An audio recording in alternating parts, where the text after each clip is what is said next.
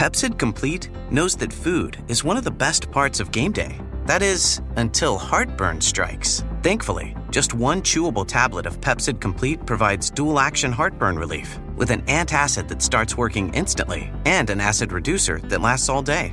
So you can stay focused on that second helping of chili without worrying about heartburn. All day based on 8-hour symptom relief studies during the day. Use product only as directed. Okay, I just press record. Be appropriate. Okay. I also just took a big gulp of wine. That's appropriate. It is appropriate. Hello. Hey, how you doing? I'm doing okay. How are you doing? I'm doing all right, you know. Okay, hold the mic closer to your mouth. Not too close. Closer. You don't want it like this, but this is too far away. That's too far away. That's too far. So what are we talking about? Well, let me introduce this. This is bonus. Lookup list / bonus for episode 35, which me and Mark just recorded and put out. It was a day late, but I figure better late than never. Doing the best I can. And this bonus episode is about, really, you didn't take notes like... Me. No. You didn't take notes like, Jenna takes notes and writes down questions and stuff, and then we try to go over some of them in the lookup list. So you obviously did not do that, so we're not going to do that. But I have a lot of stuff from listeners. I got some feedback and thoughts on your performance on the podcast. I'm sure they were all quite wonderful. Knew you would say that. And then I just want to give a few shout outs to different listeners who have sent very lovely messages. We have a new patron. And then we also got some really bad reviews that I thought would be funny to read. Spicy. Yeah, not on Apple though. Like they're direct emails to our website, so nobody can see them. So I want to share them because they're pretty horrific. Does that seem more personal to you? A little bit. It's like, Apple review, it's like, whatever, Yeah, Apple review, it's kind of like everybody can see it. But this was directly, directly right to my inbox. Yes, exactly. And that's it. I mean, it'd be pretty brief. But did I already say that our human GPS, Sean Thompson, sent something that on the podcast I openly said, I don't know much about this. And he sent some information, so I'm going to share that. Very informational. Yes, we have such great listeners. Really, our listeners make up the bonus episodes. And Sean actually messaged me today and said, you had mentioned that you want me to be a guest because we've talked about having guests on the bonus episodes. Guests by Southwest. Well, that's when we do a different city. Oh. Guests by Southwest. Like maybe we'll do a murder in Atlanta because I lived there, just to switch it up. Anyways, I feel like I sound so loud. This is the first time you've noticed this in your life, or what? Shut up. Wow. Did someone comment on that? Actually, we did get an email to the website from, I want to say, Devin, who said, I love the show, but I just want to let you girls know, this was probably 2 weeks ago, that Jenna sounds way louder than Margot. And so that is 100% my fault. Once my company kind of folded and we are now independent, I can't afford to pay an audio editor, so I've had to learn it myself. And so so if you ever notice that, I really actually appreciate that Devin... Oh, stop it. Mark's putting the mic in Indiana's face and she's trying to eat it. But I really appreciate that Devin sent that. And for anybody else, if you ever notice like a weird audio thing, volume levels, music problem, anything like that, please, please, please definitely message me and let me know because I'm still learning about audio editing and I'm doing the best I can, but I'm by no means as good as our previous editor, Josh, who was amazing. So thank you, Devin. I do appreciate that. And so, yes, see, somebody did tell Dev. me. So before we jump into some listener feedback stuff, I want to hear your thoughts. How did you feel about doing the podcast? What'd you think? And have you listened to it yet? No. I have not. Rude. It's hard to listen to myself. It's like, like a great actor doesn't watch his own movies and shit. You know what I mean? Shut up. You love listening to yourself. I know. I just don't have a lot of time. I know. I mean, That's true. I hear my thoughts in my head all the time. So it's like, whoa, I'm overloading myself, Well, I played the last 3 minutes for you last night. Yeah, I like killed it. I feel like it was funny. Oh, you're so humble. It's amazing. No, my real thoughts is that we had a really fun time. Like, Yeah. we've done like some bonus stuff together and whatnot, and I just really enjoy it. I mean, we're just hanging out and like having some drinks and talking about a story that I don't know about, which you love telling me because I'm like, I always know it, but I'm like, I think it's this or that. Yeah, you didn't know anything. I did enjoy that. Well, I hope you listened to it because I sent you both the unedited and the edited version. So I'd be super interested. I think you should listen to the edited version. For those of you who have listened to the episode, I have been house shopping. What? in Silver Lakes, the sex orgy community. And also how to like recognize if a dessert is poisoned. Yeah? Well, I haven't made you any dessert lately. You've just been digging into the ice cream. As if I'm going to eat it, you know? I want prepackaged. Keep it up and I will poison it. I want prepackaged shit, you know? Yeah. Twix last night you had. It's like, you know, like as a kid, like getting Halloween. Say like one more time. Shut up. I did say it a lot. You know when you used to get candy as a kid, like Halloween, they're like, oh, it has to be like. It's like, dude, what if the Snickers is a little bit torn? Like, it's a Snickers. I'm going to eat it. No. Not everybody's poison everybody. You know? Well, maybe back in 1957 when you were Halloween trick-or-treating, candy that was long okay. Nowadays, though, it's not safe. I did used to, like, at times you walk up to a house and get, like, the popcorn ball. Ew, I remember that, actually. I mean, it's like saran wrap. I feel like that's kind of wrapped. It's like a little old lady. She's like, I'm going to kill them all. Like, I don't really Hansel and Gretel. Have you ever heard of that? Your dog has to go outside. Oh, my God. Let me go do it. I cut that out of the actual episode anyways. So anyways, on the last episode, I was like, I'm going to go walk. And I'm all... Yeah, and I cut all of that. That's not really like, it's like a whip, not really a door. It's all... Not appropriate. Go ahead. Let her out so she doesn't pee on the floor, huh? Stop yelling at me. Stop yelling at me. Whoa. Oh, this is what I was, while he's letting her out, this is what I was going to say. I posted something on Instagram the other day asking, so last night when I went to play Mark, the end, like I just wanted him to hear the last few minutes of the episode. I thought it was funny. And I played it for him and then I realized, oh my God, what the fuck? There's an entire other podcast after this podcast ends. And I immediately went to my computer and was like, did I do something wrong? Maybe I pressed a wrong button or something. I don't know. I couldn't figure it out. And I emailed our, the ad sales people who sell ads for our show. And she said, no, that's something called Podroll that you agreed to opt into, which I guess I did. I did. I just didn't research it well. And I didn't understand that it meant that Podroll, like we get paid for them to put a podcast at the end of our podcast. That's one, like a podcast that they are representing, I guess. So I emailed her back and I said, okay, well, we only got paid $15. I don't feel like that's worth it. I don't necessarily want somebody else's podcast at the end of my podcast. I understand that listeners can say, well, it's over, click done, and not listen to it. But I did ask, and I'm waiting to find out, does that mean that our podcast is going to go at the end of other people's podcasts? Oh, so you're like rolling. Podroll. A podroll. Yeah, it just rolls into the next. I don't fully understand it, so I need to learn more. But for anybody who responded to my Instagram post or noticed that when our episode ended, there was a totally different new podcast that just kept playing, that is why it happened. I'm not sure if we're going to continue to do that or not. Truthfully, it will just depend on if it's worth it financially. I mean, it's kind of like, you know, when you like register your printer and it's all, you have to agree to this. It's like, I'm just registering my printer for the warranty, but it's like 90 pages. You're all, yeah, sure. I just give you my firstborn, whatever. Can I just like print the page that I need to do? Because I'm really in a rush right now. Yes, that's true. Like I did not read the fine print. And also if you disagree, like I just can't print stuff off my printer, you know? I can't register it. Of course that's not true with a printer. Well, you have to agree to update on your iPhone. You think they're just going to let you have it? I don't know. You're getting real deep into I'm not other things saying now. anything crazy. I'm just saying, you know, agree to it. And like, the dogs want to come in now. Get pod rolled. The dogs want to come in now. They can wait.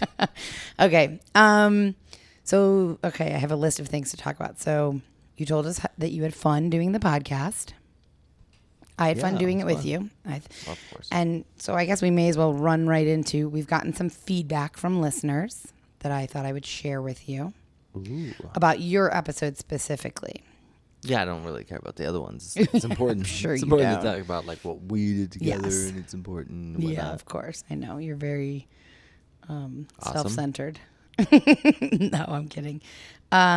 So, is this like going to be like where they read mean tweets? Yeah. Mark's a piece of shit. I love mean tweets. That's so funny. No, he sounds like an asshole. I'm like, no. Honestly, we got no bad feedback. Nikki.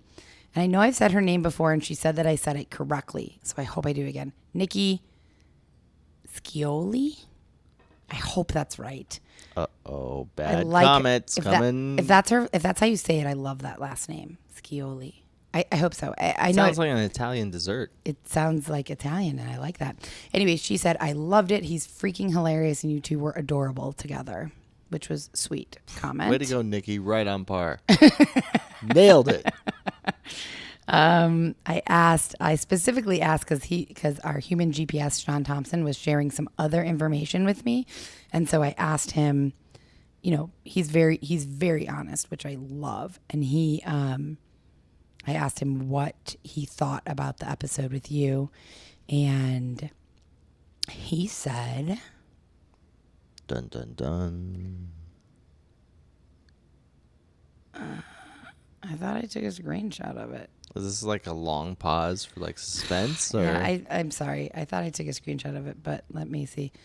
Oh, he said that he enjoyed it. He said sometimes mixing things up can produce an unexpected result, which I think was positive.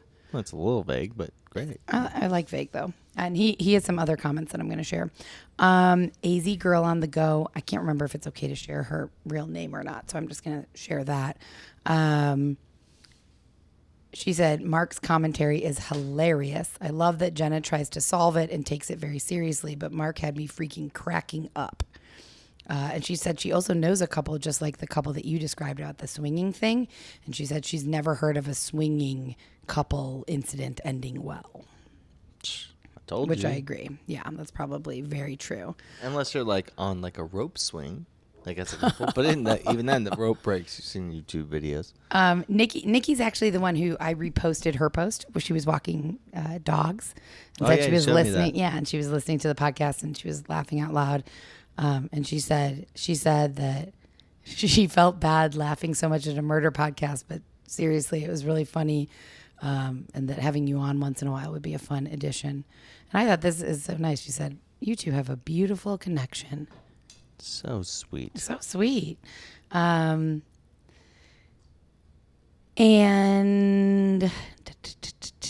what else? Let's see. Other listener stuff. We had other listener stuff. So Zeka on our Patreon. I love Zeka. I feel like he always has a connection to the episodes. Like he's always like, oh, I lived right by there, or I know that area, or I know that story. Like he really is connected to a lot of the episodes. Is he like personally. A gypsy or something? Like he's a truck driver. Oh, okay, that makes sense. And he moved around a lot, I think, when he was younger. I could be getting that wrong, but he said, "Talk about close to home. I remember this soap opera well. The episode we just did. I don't want to say exactly where he lives because I'm always worried about privacy for people, but he lives about 30 miles from Hellendale. And when he first moved to California from Arizona, he was an electrician and built over 100 homes in Silver Lake. Oh, shit. Isn't that crazy? That little, love it. Yeah. And that little like orgy community. And I think this is interesting insight. There's all kinds of like black lights installed. And, like weird shit. You're like, what's this? It's a weird community. He said it's touted as a resort type community, but really it's where all the I hope he doesn't mind me saying this. Sorry, Zeka. He said it's where all the high-class white trash go to hide out and was known back then for their, in air quotes, punch bowl parties. It's an oasis in the desert, but a very shady oasis. Whoa. Yeah, I think that's really interesting insight. And then remember how I said I didn't know if Hellendale and that area would be considered Southwest? It's always kind of a debate. He said, from someone who grew up their entire life in the Southwest, the area that he lives in all the way up to the Sierra Nevadas is very much the Southwest. Like Death Valley, Mount Whitney, He said he spends a lot of time up there, and it's amazing how you can go from 120 degrees to 60 degrees in a couple hours drive, which is true. That's in Arizona as well, talking about the temperature. But he thinks that it is definitely the Southwest. So I like anybody who backs up my chosen opinion that is the Southwest. Because this is very true. Yeah. Speaking about like that town, like, Silver Lakes. Yeah, like the way it talked about like the job site I was at, the Steam Pump Ranch, which is like an old cattle ranch here, and we're doing some remodel there. There's the Liebers, I believe, is the last people who owned it, and that's what they said. It's like in the 80s, it was like a big party place, Like and a sex orgy. Yeah, and that's everybody's like, the like party place, like, it's like an old adobe house, but like there's like a bathroom that's like with a tub the size for like 9 people in it. Like. I'm just gonna point it out now. All right, fine. I'm sorry. I'm sorry. That was a little bit critical. You're doing a great job, but I'm not editing out your likes on this episode. I try to do better. Oh, you're doing good. So wait, I'm sorry. I interrupted you. There's a huge like hot tub. Well, it was like a bathtub, and it just seemed kind of like, it's like kind of a large bathroom and whatnot. Orgy like. Yeah, I mean that's what everybody's like kind of hinting towards: a lot of partying, drugs, and sex. Oh, so that's where you're working every day? Great. Well, I mean, this was like back in the day. I'm just like the remnants of it. I find old rubbers around and shit. All kinds of little Coke spoons, like broken shit. God. All right. Let's move on. There's like needles everywhere in the grass. It's like crazy. That's not true. I know that's not true. So while we're on the listener feedback, before I share the human, Sean Thompson, our human GPS, he gave some information about something I talked about. But before I share that, I'm not going to like read all of these, but I always forget to check the website. We have a website, like an actual website called, and it's just deathxsouthwest.com. And that kind of makes sense. I like designed the whole website. I'm hoping to put merch on there eventually. I love making a website, so I had a lot of fun doing it. And then there's a place where you can like you can message us directly on the website, like send an email to the website, stuff like that. But I always forget that, so I don't check it that often. I just checked it today, and I had like 10 emails from people on that website. One of them was from Devin about the volume levels, which I appreciated. But Brad, can you get her a direct like text message to you, so like when we're talking she could be like, hey? No, what? I'm joking. Your volume's fine. Brad Covington, Susan Sanchez, Susan Sarandon. Oops, I'm getting a phone call I can't answer right now. Maria Pepin is calling me. Susan Mitsos, I'm not sure if that's how you say it. They all sent very like heartfelt, kind emails about Izzy and shared like their own personal stories and experiences. Brad recently lost his dog. Susan recently, I don't know if it's recently, but she lost her mom and then had to put her cat to sleep. So like they were sharing their own personal stories relating to me, and it was so sweet. And to our Death by Southwest Gmail, I also checked that today. Sally Vendor sent a lovely message. Jane Butkiss, who also suggested the Loretta episode, she sent a lovely email. I mean, everybody's just been extremely kind and understanding. And I can't remember who now, but on that little episode I recorded about Izzy, I kept saying, like, I'm so sorry that I've not put out a new episode, and I don't, I've been bad on social media and responding. And somebody, I wish I could remember, multiple people, but somebody in particular today said, like, you should not apologize for that. You're a human. You have human things going on in your life. Like, this is, something that you do, but this is not the only thing that you do. And it's okay if you have to take time. And it was really nice to hear that, because I do feel bad. I look forward to podcasts that I listen to each week. And if they don't come out, I'm like, where's the new episode? I know, but we were talking about that, and you're like, I'm like, you're in a lot of pain. You're very sad. Like, people understand, And people have been really understanding. And I know I've said that over and over and over again, so I'm going to stop saying it. But I can't stress enough how grateful I am for everyone's kind messages, kind thoughts, and understanding with kind of how shitty I've been with social media, Patreon, and new episodes over the past few weeks. Thank you for all your love and support. Yes, it's been very, very sweet. And with that in mind, we also had some people send some really shit reviews. I thought you said they were all good. No, not about you. Oh, well, that's fine. I don't Okay. Oh, you don't care now. Oh, I can't wait now. Let's dish it out. Okay, you know? So from Lisa Eggleton on the website. Again, this was not an Apple review. Like, this came directly to me. No one else can see it's like in your face. Yeah, so it's like real personal. She said, "You two are the most annoying podcasters I've ever heard. I wanted to hear about the AZ true crimes, but for real, shut the fuck up." It would be funny at the end. She's like, "When does episode 36 come out?" How many episodes have you listened to, Eggleton? I don't know. That's funny though, because whenever I've talked about this before, whenever Joe and Oliver used to get bad reviews, like I'd send them in their like prep packet for the episode, I'd send them good reviews and a few bad ones. And Oliver loved the bad ones. And I remember one in particular, I think I've actually talked about this specifically, but he was like, what would be great is that if this guy, he said like, "You guys make my ears bleed. I hate it." And Oliver was like, what would be great, because they were responding to him. He's like, what would be great is if he heard us responding to him. It means he's still listening, even though he hates the podcast. And his ears are full of blood. Exactly. Yeah. I wonder if it sounds like yelling underwater. It's all because his ears are so bloody. We got one more from Mitchell Hudson. And he says, "This was one of the most annoying podcasts I've ever listened to. This is a fascinating story, but you two sound like a couple of mid-school girls. Here's some advice. Think about what you are trying to impart to your audience. I could hardly listen to it. Really, really unprofessional." And that was on the Cody Posey family murders. It was, I think, a 2-part episode. It was fascinating, and I actually feel like I really enjoyed that one. What the fuck's a mid-school girl? I have no idea. Like a middle school girl, maybe? Yeah, I mean, that makes sense. But like, how old are you? Like, what's... I'm old, and also, here's the thing.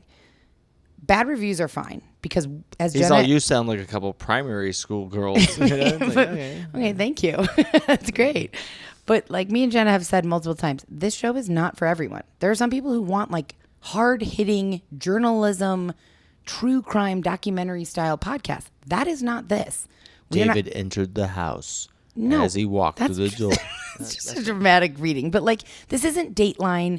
This isn't, we are not getting firsthand interviews. We are retelling a story that we found and I researched and found fascinating. And also part of it is, yes, it is the relationship between me and Jenna. It is the banter. It is the sense of place. It is what feels natural to us and we enjoy doing. And that doesn't mean that everyone's going to enjoy it. Totally understand that. But people who are like, this is not professional, you're not taking it seriously enough. It's like, well, that was never the goal.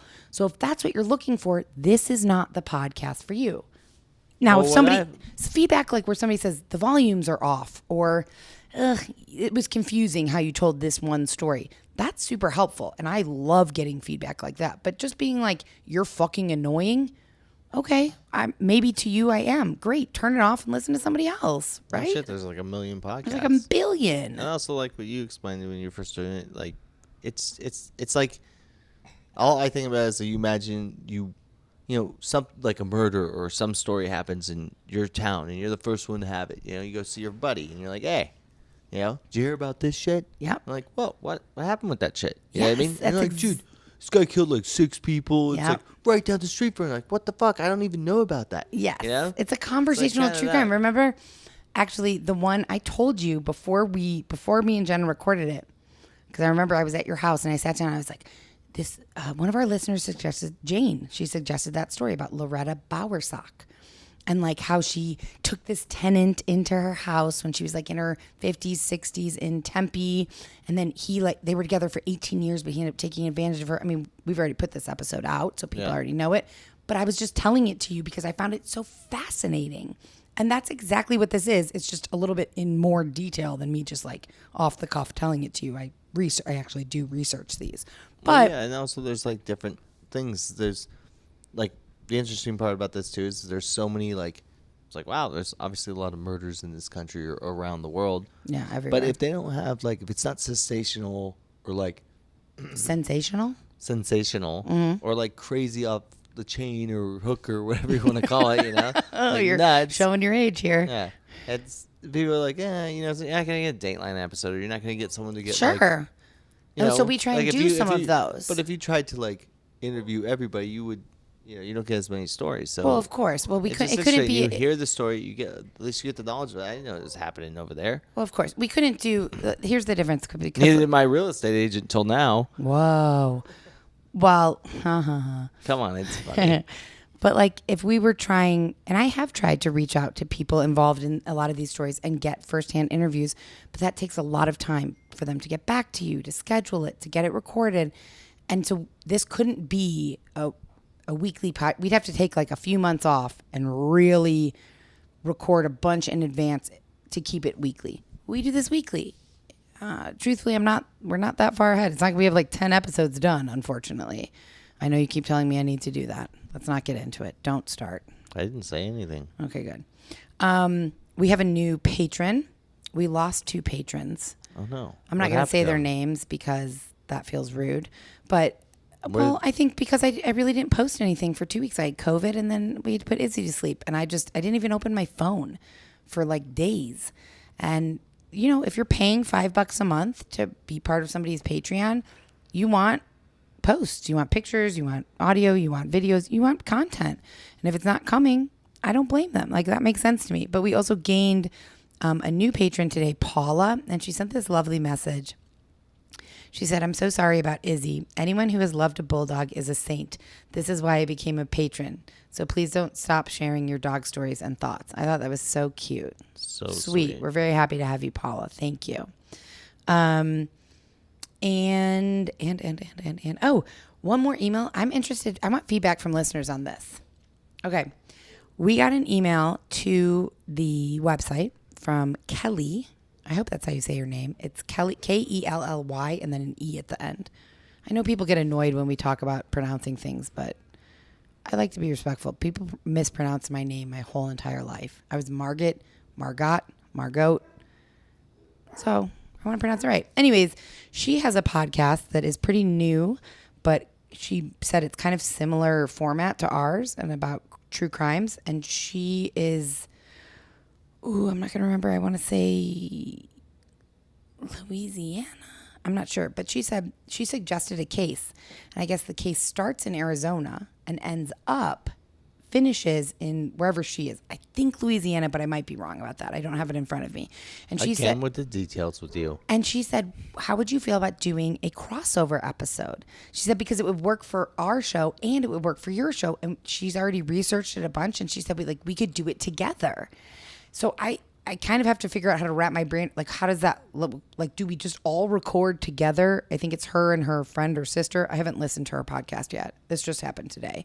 But like, would we all, me and Jenna and her co-host, get on Zoom and like record this all together, and then we both publish it on our feeds?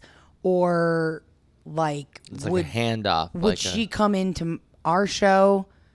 We'd record and she'd be part of it, and then they would do how they record and I'd be part. You know what I mean? I'm not sure exactly how it would work. What if it's like a cheesy ABC show where like overlaps like the CSIs or something? I love FBI. Remember when I made you watch all the FBI's, like the FBI? I don't want to talk about it. FBI International. I might leave a shitty email on the website. I love it when they do, or like Law and Order SVU and Law and Order regular, whatever. Like one picks up where the other left off. They're just talking about the case, and you just show up and you're all. That's kind of a cool idea, because we could start on our show with like, this is the Arizona part, and if you want to hear the rest, you have to go over to this podcast and listen to the ending, and they pick up there. That's kind of a cool idea. And then you guys could have a little combo about it. We could have a bonus episode with all of us. Look at you. It's a Zoomathon. Look at you with the suggestions. Look at me. Anyways, I would love to know what like listeners. How would you feel about that? Does that sound interesting? Does that sound terrible? I'd love to hear your opinion. It doesn't mean we're going to take it, but I'd love to hear it. I'm sure you'll get some nasty emails about it. Maybe. That's fine. There's always people who don't like things, though. I posted today, like, send us your questions. Let me, before I share that, I'll share what Human GPS Sean Thompson shared. Your preguntas? Yes. So he said, John emailed yesterday and said, that was a good episode. but it's pronounced Bathsheba. And the David and Bathsheba story is a little more detailed than your version. I'll give you a Cliff Notes version if you're interested. And I said, yes, please. So I talked about, remember? He sends his, Sabrina, the wife who was then having an affair with Jonathan, the young firefighter. They are having a conversation. He compares the relationship to David and Bathsheba. And I shared the story that I found in my research. And so Sean is saying it's a little more detailed than that, which was fine because I've never read the Bible, so I have no idea. Send someone out to die so you can like hook up with the girl. That, I feel like that's the most, what he's saying is like, yes, but that's like the most general. That's basic. Okay, so he says, a little background. David his mighty men that were with him before he was king, Uriah was one of them. He was supposed to go off to war, but he decided to stay home. He couldn't sleep and was walking around his roof and saw Bathsheba. He asked who she was and was told she's Uriah's wife. He said, bring her to me, and they had sex. She sends him a message that she's pregnant.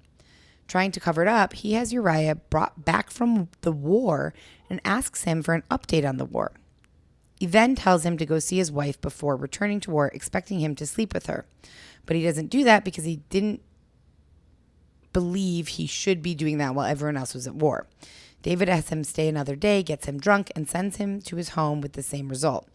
Then David writes a letter to his head of the army saying to put Uriah at the front of the battle and to pull the fighters back when the battle gets heavy so that Uriah will be killed. Whoa. Jesus. He gives a letter to Uriah to deliver to Joan, who I guess is the head of the battle, although that might be a typo because Joan sounds like a woman, who does what he is told. Uriah dies, his wife mourns, and a little while later, David takes her as his wife. God sends the prophet Nathan to tell David a story about a man with plenty of sheep taking the sheep from a man who had only one. David said that man should die, and Nathan tells him he's that man. Nathan tells him there will be calamity in his kingdom and that the child with Bathsheba will die. Both of those things happen. And then, he said, I got one part wrong. The child was born prior to Nathan confronting David. 2 Samuel chapters 11 and 12, if you want to read it. And I have no idea what that means because I've truly never really even opened a Bible. I'm not afraid to admit that. I grew up like Catholic Italian, but we didn't go to church, and we went to temple occasionally because my mom was Jewish and my dad was Catholic. So what a mix. We were raised like, really loud mix. Well, we were raised Christian, so we read the Bible and whatnot. So I know a lot. Yeah, you went to church a lot, didn't you? When I was a kid. Yeah. Not anymore. No kidding.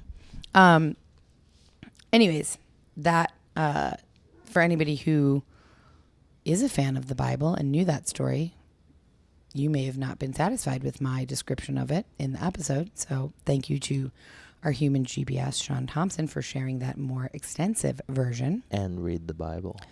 No. I mean, sure, if you want to. I'm never going to say that. It's a lot of thin pages. I mean, read the Bible, don't read the Bible. I have no opinion on that. And the last thing I think I have is I posted today on Instagram that we were recording this. I posted a little bit late. Usually you got to do it the day before. I know, like, shut up from work. You're like, get your headphones. This is happening.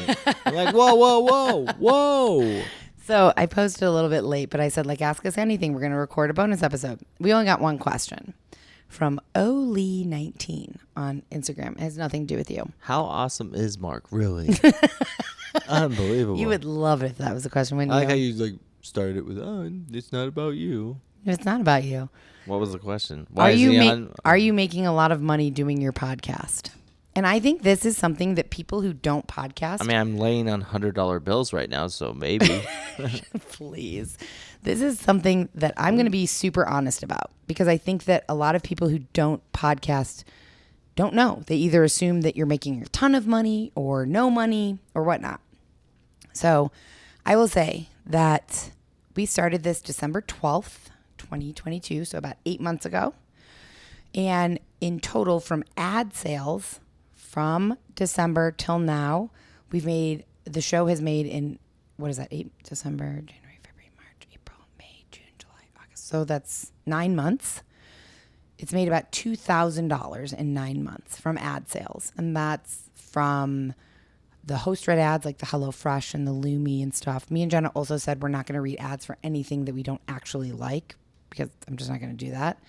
And then the automatic ads that get thrown in that are super annoying. But they do make some money.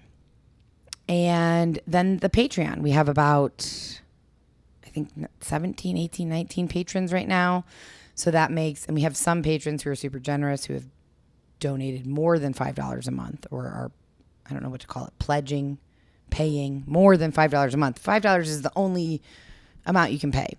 And so we have some people that are paying more than that just out of the like generosity and loveliness of them. And that makes like $85 a month, I think, the Patreon. And that's it. We're not making money for anything else. So have we made a lot of money? I'm going to say no.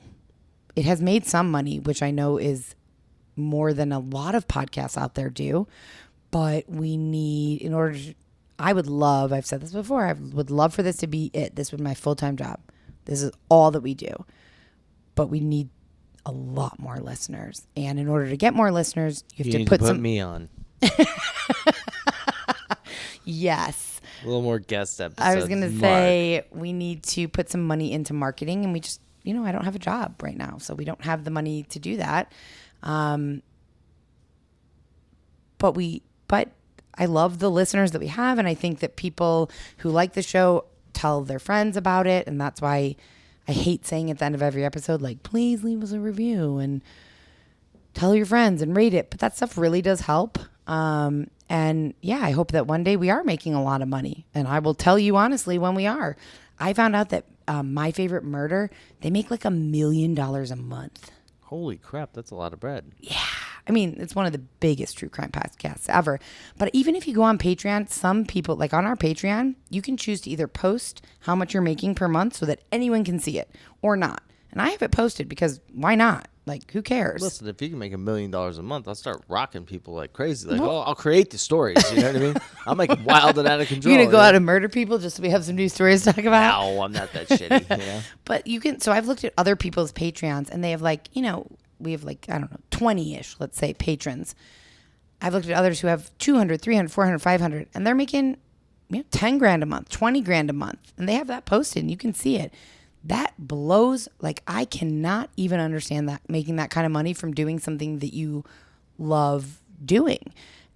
I think it's amazing. We are certainly not there. I can only hope that we will get there. And if we don't, we're still going to keep doing it because I really enjoy doing it. And I had a lot of fun doing it with you, I will say. I had a really fun time, too. I love doing it with Jenna, but it was nice to do it with you. So thank you for filling in. Well, you know me. I love hearing myself just on like in the headphones. I'm all, this is great. I know you do. In a world where I can hear my voice even louder than it is. You have to explain why you always say that. In a world where blah, blah, blah.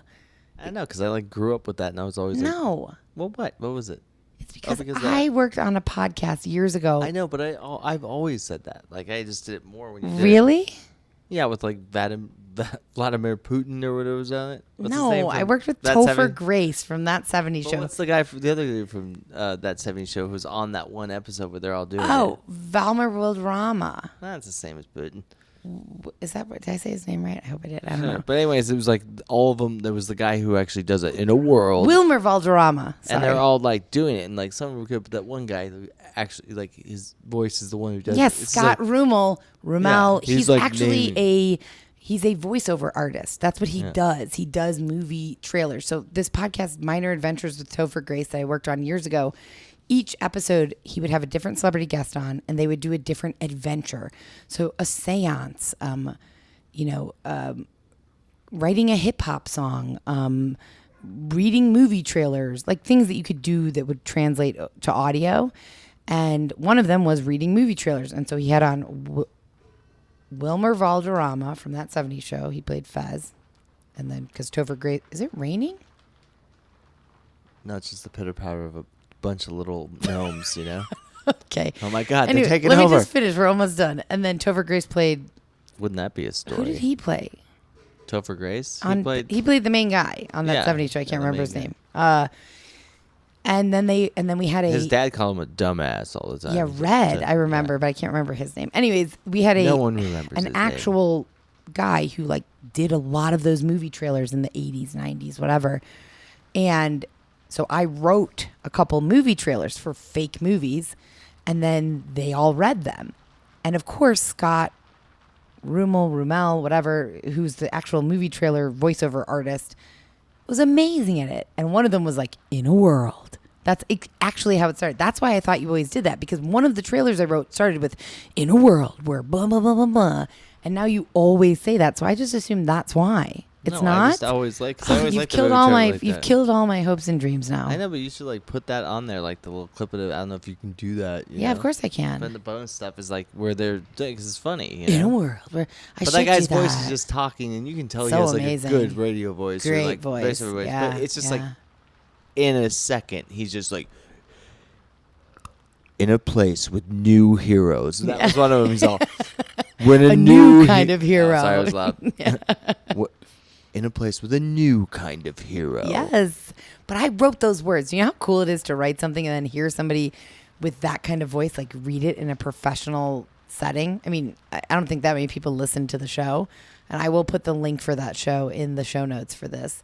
If I ever had like $1 billion, I'd have him read my text message. I'd have him like, as I'm texting you, he'd be next to you and he'd read it to you. he'd be like, pick up chicken and lettuce wraps. Don't forget the really mustard and the bacon. He's so funny. Yeah, he has a great voice. I will link that episode of the Topher Grace show in here so you guys can check it out if you want. It's pretty good. It was a fun show. It was a fun show to work on. And I told you it was going to be 20 minutes. We're already at 40 minutes, so let's wrap it up. God. In a world where podcast bonus episodes last too long, you find a new kind of hero, Mark, who doesn't shut the fuck up. That's so true. That's it. We're closing out on that. Thank you guys for listening. Love you. Jenna will be back next week with a new episode. And bye. Bye-bye.